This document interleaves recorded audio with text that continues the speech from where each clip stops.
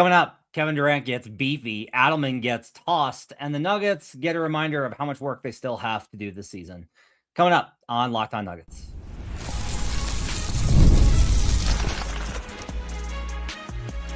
You are Locked On Nuggets, your daily Denver Nuggets podcast. Part of the Locked On Podcast Network, your team every day. Welcome to Locked On Nuggets, your daily Denver Nuggets podcast, part of the Locked On Podcast Network, your team every day. Thanks for joining us and making us part of your day, being an everyday or making us your first listen, and being part of the community that talks about the games each and every night, talks about the Nuggets every day. My name is Matt Moore. I am the senior NBA writer for the Action Network. I've been a credentialed reporter covering the Denver Nuggets for 14 seasons. I appear on Locked On NBA daily, Monday through Friday, and I write a Substack called The Denver Dig, working on a thing about the Nuggets slice defense. I'll talk a little bit about today. Got some interesting stuff coming up on that's going to be a little bit more detailed. Wait on some interviews. So I'm excited for that. Hope you guys are having a good one here on a Saturday night. Chat, people are actually hanging out, which I do appreciate it here late on Saturday night after the Nuggets loss on Saturday afternoon to the Houston Rockets. We will have no jinx for you on Sunday night. Nuggets get the loss 101-115 today to the Houston Rockets.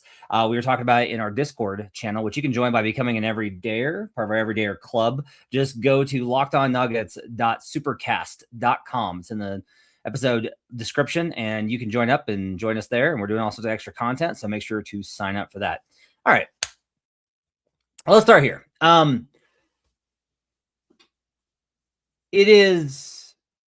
There are concerning losses, and I know I've been a little bit, Pollyanna-ish this season with some of their losses because they've been so good. Because I do kind of have the long view in mind, which is they're going to win a lot of games. The offense is awesome. It's incredible. I think it's going to wind up as the best offense of all time. The win profile could be better, but it's still been very good. They've gotten signature wins. There's so much to be positive about that these little blips along the way are going to be annoying in the moment, but you keep the big perspective and it's hard to do that. On the other hand, right, I don't want to be too Pollyanna-ish. And if I really looked at this game and I was able to tell you there were problems, because when they've played badly, when the defense has been horrible, like in that Kings game or that Bulls game, I've talked about their problems. This one, I'm going to be very honest with you. This one was genuinely 100% an off night. That's all it was. Off afternoon is really all it was. The Denver Nuggets in this one from the corners shot 3 of 9 from the field for 33%. They shoot 39% on corner threes this season. On above the break threes this season, Denver shoots 40%. They were 5 of 20 for 25%. From above the break this season, the Houston Rockets shoot 39%. They shot 48% on above the break threes. From the corners, they shoot 43%. They're an efficient three-point shooting team. They shot 64% on corner threes, 9 of 14. Now, we can talk about the volume, and I will get there, and we'll talk about... I asked Adelman a little bit about some of these mechanics before the game, so it kind of gives me a different kind of lens to view this through. But what I will tell you is that the three-pointers that the Nuggets surrendered were not... If you tell them, do you want to give those up? They're like, no, we want to contest everything. The Nuggets want to get 24-second violations on every possession, just like every other team in the league. You want a turnover or a 24-second violation. You don't want to allow a shot at all because bad shots can go in, right? However, much of their defensive problems were as a result of, one, missing shots and trying to get back. And then two, were actually, hey, this is our game plan. We want to dare these guys to make these shots. And the Rockets today were like, okay, bet. Now, there were breakdowns, Reed Sheppard, who we'll talk about in regards to one player who has got to be out of the rotation. Just has to be out of the rotation. I do not like saying that, but it's time. We'll talk about that in a little bit. For the game today, though, the Denver Nuggets held the Rockets to a 116.3 offensive rating. That's 58th percentile. So not good, but in a blowout with this kind of disparity, it's actually not terrible. For this defense and that situation against this offense, it's pretty good. That's fine. 116.3 is not good. You're not like, wow, what a great defensive performance that you wasted. It's just kind of like, yeah, you played good enough defense to win this game. But Denver had a 103 offensive rating, which they are just likely to never do again. The Nuggets did lose the 3-point line by a huge differential. But one thing I want to point out is they took 29 threes. The Rockets took 35. 6 more is a problem, but it's not this like massive gap. When you get to 10, that's when I start to be like, all right, the math is going to be hard against you. But it was an 11-point gap in makes. And Denver wasn't throwing up like bad 3-point attempts. They were creating good looks and could not knock them down. And what I will say is this is not one of those games where it's like, oh, Joker and Jamal did everything and the other guys couldn't do their part, or Joker did everything and the other guys couldn't do their part. Joker was not good today. Joker was not good on offense. Joker was not good defensively. Joker was not good today. He just wasn't. 9 of 20 from the field, which for a lot of guys is a pretty good night. It's not good by his standards. For him to score 25 points on 20 shots is not great. He only took 4 3-pointers. I think that's positive. I'm not going to judge the 5 assists because I'm going to bet that his potential assists were way higher. He probably had something more like 14, 15 potential assists and should have had a higher conversion rate. The 5 turnovers were not good. They were not good. But it wasn't like, I think once we get above 7, that's where I start to be like, oh, 5 to 5 is obviously not a good ratio for Jokic. I don't want to also, by the way, if the Rockets fans come a sniffing and a trolling, I will say, like, I expect Houston to play good defense. Houston plays physical defense. That's what they do. One thing I think that is evident is these types of defenses, and OKC is similar to them, do give the Nuggets a little bit of trouble. And what I mean by that is you're not hitting threes. Okay, so let's get to the line. Let's get inside. Let's get to the paint. And in this game, the Nuggets shot 43% from the paint. They averaged 49% on the season. In the restricted area, they shot 62%. They averaged 68% on the season. Like, very simply, this actually was the biggest one. They were 4 of 12 on floaters today, and I'm going to bet Joker accounted for at least 10 of those, if not more. Like, Joker just missed his floaters. He missed his bunnies. And that was really killer. Jamal was not good today. Neither Nikola nor Jamal were good. And I think this team is better built than last year's team and the year before to survive a night where Joker and Jamal both have off nights. But not without Peyton Watson, Christian Brown, and Aaron Gordon. Cam Johnson definitely needs to do more in these situations. That's why he was kind of brought in and not brought in. He's supposed to fill that role. Like, Mike would have filled that role. Mike would have gotten buckets today. Mike would have just shot a bunch and made some, and he would have done that. So like, they did miss that component. By the same token, Jamal was 4 of 13 today. Like, just was. The Nuggets don't have somebody who can just like get downhill, get into the teeth of defense, and just convert tough layups. They don't have that. Joker's usually really great at it, but when Joker's getting swarmed, even Joker's going to miss some every now and again. Like, that's going to happen on some of those nights. And so when the Rockets were able to turn them into a jump shooting team and the Nuggets can't hit jump shots today, that's what's going to happen. And the floor imbalance, I thought, got them in a lot of trouble. They came out and they played pretty well. They went to the double big lineup, and that lineup got 7-0'd in the first half. They got 0-7'd by the Rockets. The Rockets went on a 7-0 run against the double big. It just didn't work, in part because Udoka very wisely didn't go double big to counter them. He went to Jabari Smith, who was terrific today. Jabari knocked down a bunch of threes.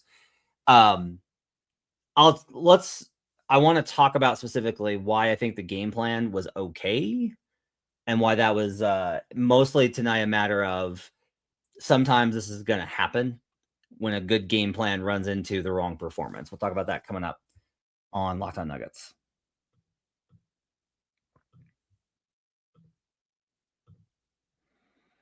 Season's heating up, and DoorDash has a way to keep fans in their bag the whole way through. Whether you're watching the highlights, the tunnel fits, or just your favorite player, DoorDash makes the entire season more fun. Every player has their bag. With DoorDash, fans have one too. DoorDash keeps your snacks stocked, your gear fresh, and your watch party vibes absolutely on point. Those late night interviews hit and suddenly you need chips at midnight? DoorDash is built exactly for that. If the group chat says pull up, DoorDash makes sure you show up prepared. Snacks, cups, even a phone charger for a friend who's always at 2%. From tip-off to overtime, stay in your bag and order on DoorDash. Get snacks, drinks, gear, whatever gets you through the season, delivered right to your door. DoorDash, in your bag all season long. We're also brought to you today by Rocket Money. You ever feel like money just disappears every month? It happens fast. A few subscriptions here, an impulse buy there, and suddenly the numbers in your bank account don't match the numbers in your head. Rocket Money helps you get clarity, track every dollar, and stay in control of your finances. Because managing your money shouldn't feel like a second job. Rocket Money does the heavy lifting for you so you can save more and stress less. I like how Rocket Money automatically builds budgets based on past spending. It keeps you on track without overthinking it. Having the app find good times to save each month helps you be consistent with your financial goals.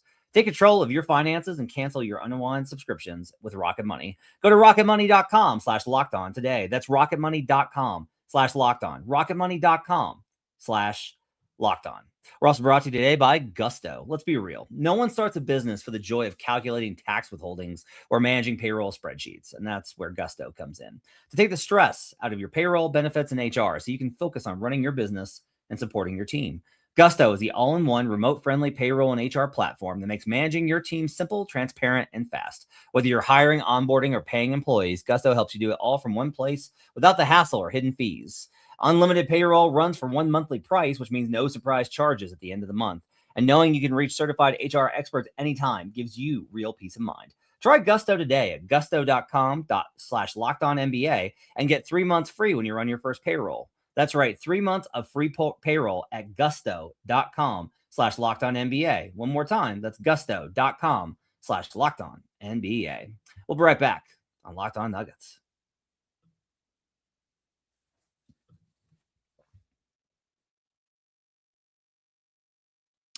Back here on Locked On Nuggets. Thanks for joining us and making us part of your day. Appreciate you guys being with us. Philip says, let's not forget Jamal and Nikola are pretty much the main reasons we had this last win streak. That's their job. That's what they get paid the most money. They are the stars of this team. Like, it is okay to expect stars to be good, guys. I promise. It is okay to expect that. Now, I'm not freaking out here. Like, I think Nikola and Jamal had bad days because they missed a bunch of shots that they usually hit. Jamal's been hitting all of those shots that he missed today. Nikola has been hitting all those shots that he missed today for 7 seasons. So it's just like that kind of happens sometimes. But it's also okay to be like, look, you're not going to have a real chance. It is not fair to be like, well, Jamal and Nikola didn't play well, so, Bruce Brown should go for 25 points. No. That's not how this works. Okay. So I want to kind of talk about the defensive stuff. In this game, Houston, like I said, they shot the lights out from 3. And when you look at the numbers, Kevin Durant goes 5 of 6. Most of those were heavily contested. There was one breakdown on a inbounds play, a sideline or baseline out of bounds, where Bruce and it's Jalen. It was Jalen and THJ both thought they were switching at the off of KD. And because they both were kind of on him, and they both thought they were switching off, and it was just a breakdown. Can't leave Kevin Durant open. He nails it. A lot of the other ones were just like Kevin Durant rose up and hit contested shots because he's Kevin freaking Durant. Like, KD was awesome today. KD's going to have those type of games. He came with a total message today, 31 points for him, 6 rebounds, 5 assists, had some good passes. Like, it was a really great game from KD today. You can live with that because you're going to have to bake that into defending the Rockets. Jabari Smith Jr. goes for 5 of 11. And the killer was probably Josh Okogie, who goes 3 of 5. You take away those 3 threes, and all of a sudden, it's this game is within striking distance for Denver. Now, you're not going to be able to. I don't think it's reasonable to expect Josh to go 0 of 3. One thing I will tell you though is there were specific there when I'm doing all this defensive work on the Nuggets right now in terms of looking what they're doing and talking to players and figuring out the stuff. There are mechanisms where these are shots that they want to allow because they want to take away great shots. You take away great shots and allow pretty good shots. And part of that mechanism is you try and figure out who you're going to give them to.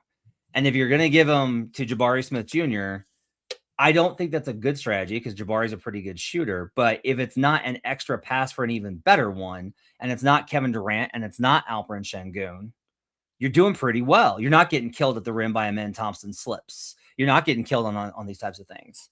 So even though I think Jabari got more than they needed, right? Okogie going 3 of 5 is more of like, hey, if he goes 2 of 5, you're probably okay with that performance. The big problem was Reed Sheppard. So The Nuggets lead early. The Rockets come back off of that bad stretch by the double big. And the Nuggets did this in not the previous game, but the one before that in Houston, the first matchup. They let Reed Sheppard get loose. And in the second half, they were like, oh, let's read the scouting report. And then we'll just like shut him down. And that's all you really have to do, because Sheppard's a really good player. He's going to be a great player in this league, I think, for a long time with his shooting touch and his IQ. He's got a really good sense of like, he's one of those players like Steph Curry who just runs around constantly, just like zip, zip, zip, zip. That mobility is very difficult to keep up, and he's very good at it. And he's going to score a lot of points that way. But a lot of his stuff today was on ball, and it was just simple breakdowns. And I will go ahead, and I do not like singling out players typically, because I'm just like, look, it's, what's the point?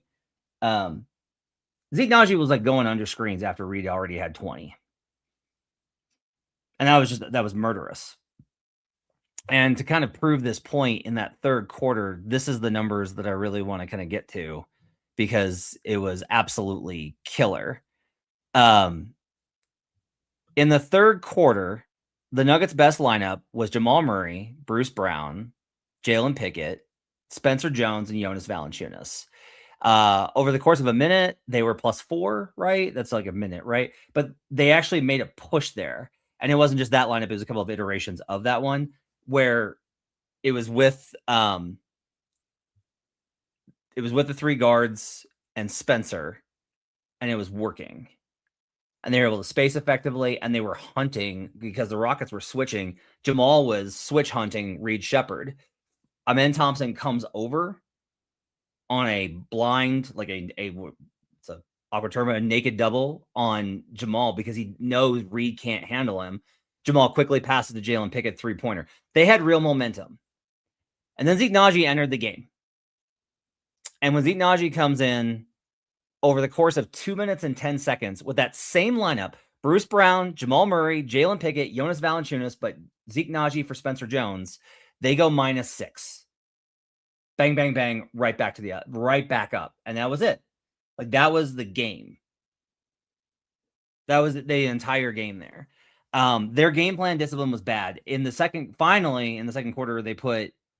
quarter, they put Bruce Brown on him to slow him down, and Bruce was doing real work on him. But their game plan discipline on Reed was terrible. And after the game, Adelman talked about, like, well, look, if they're going to play him with Kevin Durant, you kind of have to make a choice, because if you start blitzing him at the pick and roll spot, you're going to be rotating off of Kevin Durant if you're making multiple rotations. And that's a fair point, because I want you to think about, like, if Reed doesn't have a big game because they contain Reed Sheppard, but Kevin Durant does, what are you more mad at? And the answer is probably, like, you don't want to leave Kevin Durant open. On the other side of this is a lot of their weak side rotations. The reason they were still able to get those threes from Okogie and Shepard on some of the spot ups and Jabari was because Reed would come off of that high pick and they just did not contain the ball. And I think that's where I'm most frustrated, I think, with the defense, is they can't, if you're going to put two at the ball, you can't let them get that reversal to the other side. That's like, your whole point is to make that pass impossible. Not impossible, but difficult. And to Shepard's credit and some of the guards' credit, they made really good passes to skip it to the other side. But, like, you got to be able to contain, and that the lack of that, I think, was really difficult. Jokic was foul heavy in this game, and he was fouling a lot with his hands instead of his body, and it was just like reaches and slaps and things like that. Adelman gets tossed, his first ejection. Congrats to David Adelman for that. Don't blame him, because he basically is just like, look, you're calling all these quick fouls on Nikola, and then you're not calling them the other way on the other end. It's like consistency. I think it does that, and I think it was warranted to do that in this game. Ime Udoka threw a hissy fit last game, right? And now this game was officiated in a much more beneficial way towards the Rockets. And now David Adelman threw a hissy fit. And that's what you do. Like, this is how it goes. If these two teams meet in the playoff series, it's going to be a lot of this. It's just going to be a lot of, like, freakouts. It's going to be tense. It's going to be dramatic, because I like Denver's chances in this series a lot after these matchups. Like, even today, I look at this and I go, okay, you had so much downhill momentum. Denver couldn't hit anything. Denver couldn't hit Ocean if they fell out of a boat. And yet you're only able to put up this 116 offensive rating against Denver. There are real problems, I think, with Houston's offense structurally. It's covered up a lot by their offensive rebounding, but there are things that you can do to mitigate that. And Denver today was without two of its players that can play power forward. Now, they didn't need the offensive rebounds because they shot the leather off the ball, right? I still think this matchup is pretty favorable for Denver. It's not one that I'm willing to put into a negative, but Houston's a good enough team. Kevin Durant is good enough, and Reed Sheppard's good enough if you're going to not apply any KYP on him whatsoever for them to hurt you. So, like, it's going to be a tough series. Bruce Brown and KD got into it. Those two, it's funny because, like, Ryan was like, that wasn't anything. Like, they're old teammates. Yeah, those guys do not like each other. That's not a secret. Bruce did not enjoy his time in Brooklyn. You know why? No one did. No one enjoyed the Kevin Durant Brooklyn Nets experience. Nobody. Like, nobody. And I'm not blaming Kevin Durant for that, but I am saying that Kevin Durant, Kyrie Irving ran things. That's what everyone in the league knows, and no one enjoyed that experience. So that was like pretty serious. And Bruce said that KD crossed the line. I don't know what was said. Usually, I tend to think that probably means that he called him a female dog because that's a trigger word for NBA players. But when I looked at the replay, if I was lip reading, it looked like he was calling him a bum. I don't know. Players are kind of going nuts off of that now, and I don't really know why. Doesn't seem like it's that big of a deal. But I don't know. Regardless, KD and Bruce don't like each other. That's not new, and that's probably going to continue. And like these teams don't like each other, which they shouldn't. They shouldn't like each other. They're both vying for the number 2 spot. Like they are both standing in each other's way as the contenders to OKC, and they're probably going to have to go through one another. Like they're probably going to have to go through one another. It's possible that one of them slides to 4, but the odds are that these two teams will wind up facing each other in the 2-3 if they stay healthy. I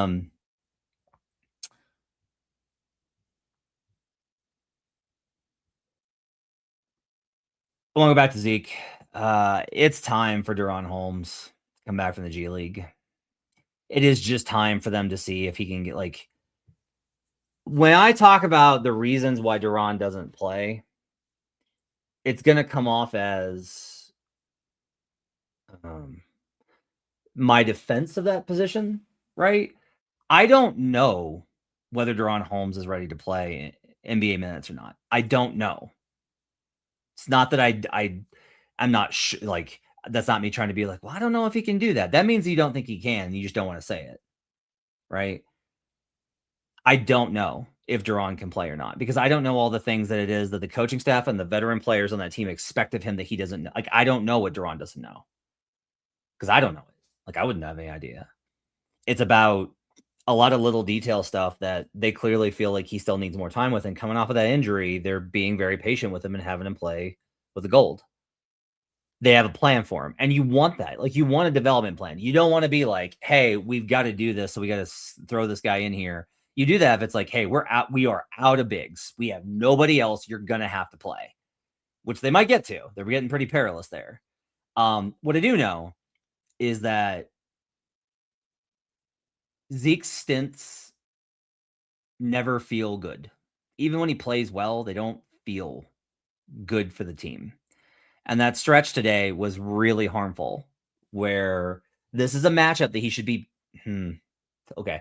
This is the matchup where he should be pretty comfortable on the perimeter. I'm not expecting him not to get beat for offensive rebounds because this team's a monster. Like they're huge. But again, like when that coverage got disrupted with Reed Sheppard, that's what I was like, you can't get beat by Reed Sheppard because quite honestly, Reed's at a point in his career where, and they showed this in the first game, if you just KYP, know your personnel, and take away the things that are easy for him, he is not going to be able to beat you. He made a really great underneath the basket jump pass to Jabari Smith that was on target. That was his best pass of the day. A lot of Reed Sheppard's passes are off target. Like his placement on the actual passes are not good. He's got good vision, but he doesn't have the mechanics yet to be able to make the pass. You can take that away. And I think the teams are going to, like, I think the Rockets are really going to struggle in the playoffs with him on the floor because of how teams are going to be able to punish him, but not if you play him like this. I will also say Hurricane wants to know about updates on CB, AG, and Peyton. Peyton, I think, was probably like coin flip today. He worked out. He did warm ups on the floor, so like he was warmed up before the game, ready to go if they cleared him, and he didn't quite get through it. I would probably expect him to play Monday. Is my expectation for Peyton. No word on CBAG. We'll probably ask again on Monday before the Jazz game. It's our last time to talk to him, likely before Christmas. And so maybe they'll practice Tuesday, but I would expect, I don't necessarily expect CBAG back for Christmas at this point. I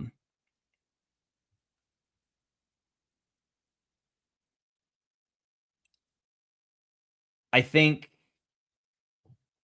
it was probably unrealistic to expect Denver to go 3-0 versus this team. Like, that's really difficult. It's hard. So it's hard to beat a team 3 times in a season. It's hard to beat an elite team 3 times in a season. It's hard to beat a team twice in a week. And it's hard to beat a team twice in a week when they're coming off of a loss like the one to the Pelicans, which was like infuriating. This is the worst of all spots for Denver. And it was an early game. They were clearly groggy. They weren't moving well. And like, that's on both sides, right? And like, Denver's not the only team playing early. Houston had to play early too. But I will say it was a bad spot for Denver, so I'm not surprised. What I do think, though, is this is like a good measure of the work to do. And if you want kind of a more pessimistic view of it, I will tell you this. I think great teams are teams that can win when things don't go great, when things don't go right, when your game plan, when the things that you do so well aren't there for you, can you get wins? I think fully healthy Denver has that ability, but we didn't get to see it enough for me to be super confident in that. What I will tell you is, like, right now, if Denver's offense doesn't drop a 118 offensive rating, they have very little chance of winning games. That's where they're at right now with the injuries. And so, like, this game is a good example of, like, hey, yes, your defense played well enough to slow down one of the best offenses in the NBA. You genuinely did pretty good work today and got hit with a lot of shot variance. But that's going to happen, and you're either going to have to make it up on the margins by forcing turnovers, on the glass by getting offensive rebounds, or you're going to have to play even better defense in order to get that game into a place where you can win it, because there are going to be nights where you don't hit shots. That is going to happen even for Nikola and Jamal and Cam and Bruce and Val and pretty much everybody. I didn't have a whole lot of problems with the rotation tonight. I do think I'm liking a lot of the Jalen Pickett, Jamal Murray minutes, and I think, quite honestly, I think Julian Strother's probably in danger of losing whatever rotation minutes he was going to have to Jalen, because having Jalen on the floor, especially if Jalen is just going to be any sort of threat from a 3-point perspective, that's going to really open up a lot of things for them, because it's like you have another. So a good example of this again is if you run a guard pick and roll with Jalen setting the screen for Jamal and he's hunting down, if you put the weaker defender on Jalen because you're like, the kid can't do anything, and then Jalen sets the screen, and now they're having to figure out they're going to switch it. Oh, you're switching it. Now Jamal's got Reed Sheppard on him. Now Amen Thompson's like, well, I got to go help to get back on it. We're going to try and scram this switch. Jalen's smart enough to not only be able to slip out and hit that 3, but if they do recover, if Amen Thompson makes a recovery, Jalen can drive and then create again. And yes, I would love it if this was like a player of a little bit better caliber, right? Like a guy that was like a veteran. Like, I'm trying to think of like a good backup point guard that would be in this kind of spot. Cause I think it's like, would I rather have Jalen Pickett or Aaron Holiday at this point? I don't know. But somebody on that kind of level. Yeah, but Jalen's good enough to be able to do it. And it really does show you that the function is good. The other thing I will continue to say is I do think at this point, with how good Denver's been on the turnovers, they were not great today, but how good they've been in the turnover department. I do think that power forward it continues to be like they got to add another power forward. They need to convert Spencer and free up a spot and get a power forward.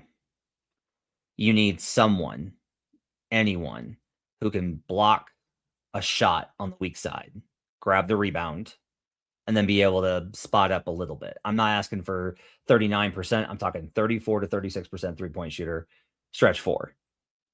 Like, that's all you're really asking for. I don't know. I think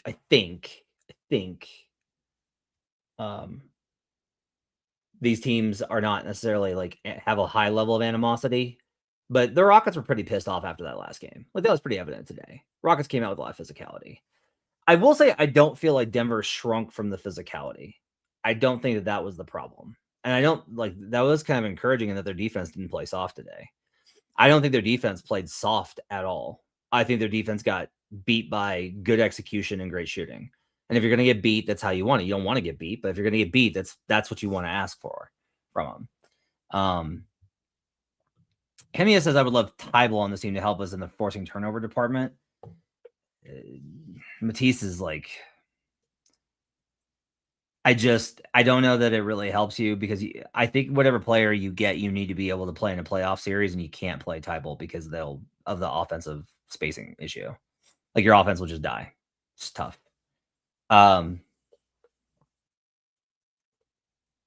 It's funny. Bruce, I thought, played really badly as a starter in the Magic game, and then was great today off the bench. I do think Bruce belongs off the bench, but one of the issues is I thought Tim Hardaway Jr. was really bad today.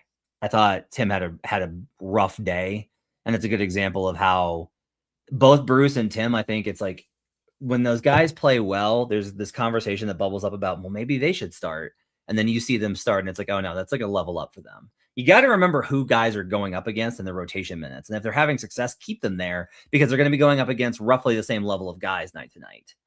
And I think Tim is great off the bench, but he was minus 22 today, 3 of 9 from the field.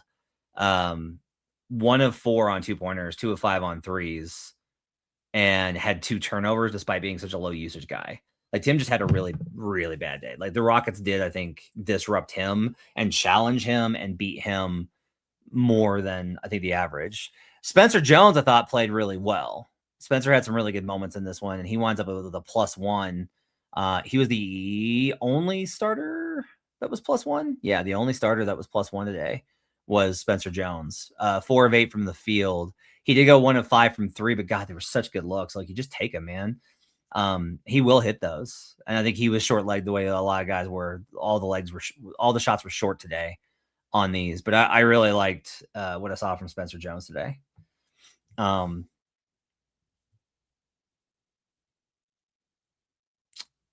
Yeah, I think mostly you can kind of toss this one because it's just I do think at the very core of this is just like, hey, if Nikola Jokic is going to go 9 of 20 from the field, and Joker was still 8 of 16 from 2 because he's Joker and he's absurd, then you're probably not like, you're just if he's going to go 9 of 20 from the field and be a minus 20, you're just not like, you're not going to win the game.